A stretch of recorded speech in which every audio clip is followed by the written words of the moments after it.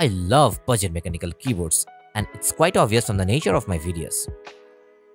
So in this video, I will discuss another gem that you should definitely consider if you are on a budget. Welcome to the second episode of this new series, the best budget mechanical keyboards under $6 US. And today, we'll be talking about the Keycool KC84.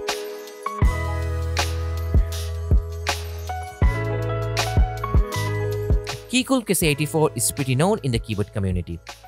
This was first launched back in 2013, and since then it has gone through various changes with time. It has so many variants and rebranding that it is sometimes very difficult to keep a track of it. You might wonder why I am talking about this in 2023. Well, the main reason is the price. Yes, this is now just $40 US in Taobao or BDT 4200 here in Bangladesh. In this price, you are getting a compact 75% layout which is hot swappable with all switches, has PBT keycaps, full RGB spectrum with north-facing LED, Gateron switches as a stock, and a software. Plus, the board has immense modding potential for the enthusiasts, which I will discuss in the later portion of the video. Although this video is all about the KC84, I have the KC84 Pro that comes with Gateron YOLO 2.0 and wireless connectivity. Since I used this KC84 for quite some time, I can give a proper verdict. Plus, if you are willing to get this variant as well, you can get it for less than $60 US from Taobao. So I guess this video is gonna cover both of these. Let's go into the details. This is a lightweight keyboard made of plastic with channels to route the wires at the bottom. The hot swap sockets are Gateron hot swap sockets and support all 3-pin and 5-pin switches. The stock Gateron switches are quite smooth and pretty decent for such a budget board. I should say, this is a lot better than the boards with Otomo switches. For KC84 Pro, you have more switch options, and this one has Gateron YOLO 2.0, one of my favorite budget smooth linear switches out there. Plus, if you don't like the stock switches, you can swap them out with your favorite ones. So the stock plate material is steel, but you can actually get your hands on custom FR floor and aluminum plates to achieve a different sound signature. So they are readily available at Taobao. The keycaps are really nice and decent double-shaped PBT ones in KC84, although this one here has cherry profile die-cut PBT keycaps, and this is mostly reminiscent of the GMK Carbon theme. Personally, I really like this keycap set, and this is one of my favorite. The advantage of PBT keycaps is that they are nice to type on and they have a longevity against shine. Keyboard has RGB in north-facing orientation. They are quite bright and can be controlled by this bare bones of a software. This software only allows for RGB control and some basic level macro setting. Another thing is that if you love the shine-through keycaps and don't like these keycaps, there are variants of KC84 with shine-through keycaps as well. Like I've said, it has a lot of variants. The stock stabilizers are pretty nice and factory looped. The sound dampening, the board has a plate foam and a thin foam inside of the case. So as for the other features, I did check in the polling rate and NKRO, and it was as it should be for a board in 2023. So there's nothing to worry about. The good thing is that it has native Mac support. You can just easily switch to the Mac mode with a flick of a key combo. So Mac users in budget can definitely look into this board. So time to hear how this board sounds in its stock configuration.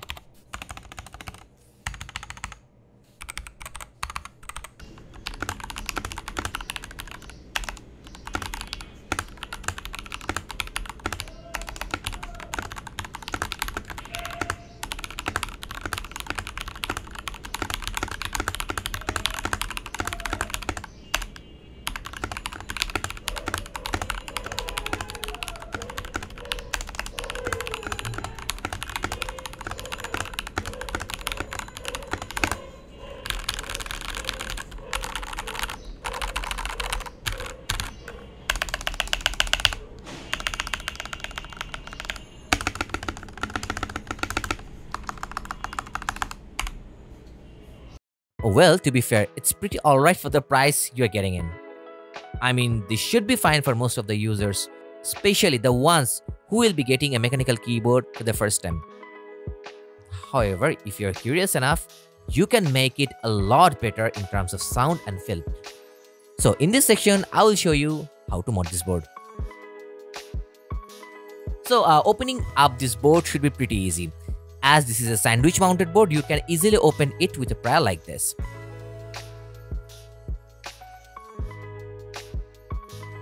The problem will arise when we'll try to remove the plate. As you can see, there are those extended fangs. You see these extended fangs? They are a nightmare to turn. Unless you have a pliers, it's gonna be very difficult to turn it and separate the plate from the PCB. This is a bit frustrating to open it, considering the fact that many boards have screws instead of these so-called fangs to connect the PCB with the plate. Enough with the rant. Now, the first thing that I'll do is change the stock plate to the FR4 ones. This will make the board sound a bit more clacker and loud, which is to my liking. Next, I did a Tempest tape mod with a surgical tape. Afterwards, I added a P foam sheet on top of the PCB. In the meantime, I relooked into stabilizers and relooped it with Krytox 205 grade 0 for the housing and dielectric grease for the wires.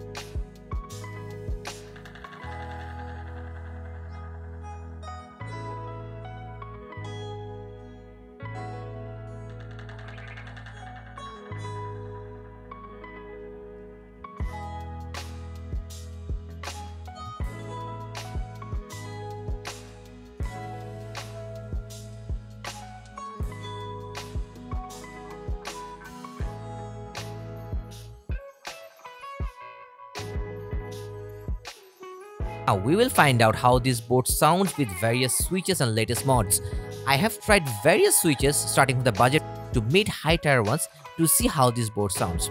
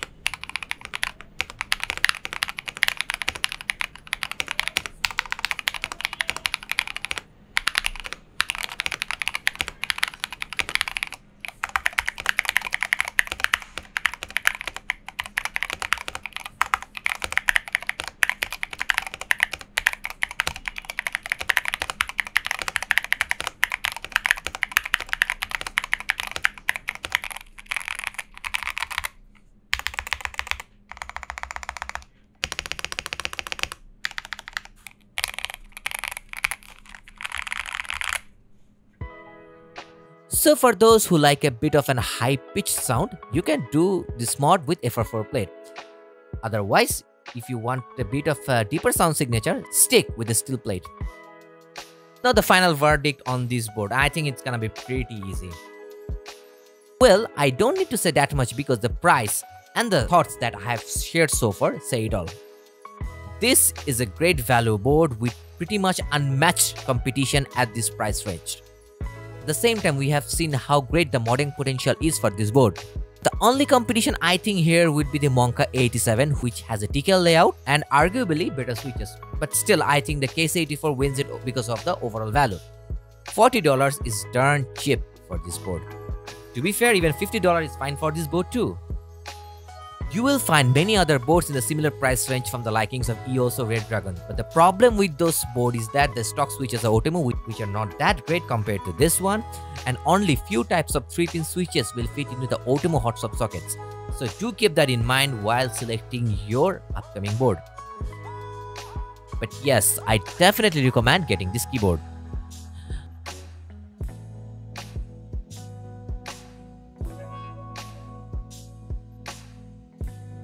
With that, I'm wrapping up for today. Thanks for tuning in. If you love it, don't forget to like and subscribe to my channel and share your thoughts on the video. I'll definitely cover more such boards in future. To do that, I need your kind support. So until the next video, goodbye and have a great day.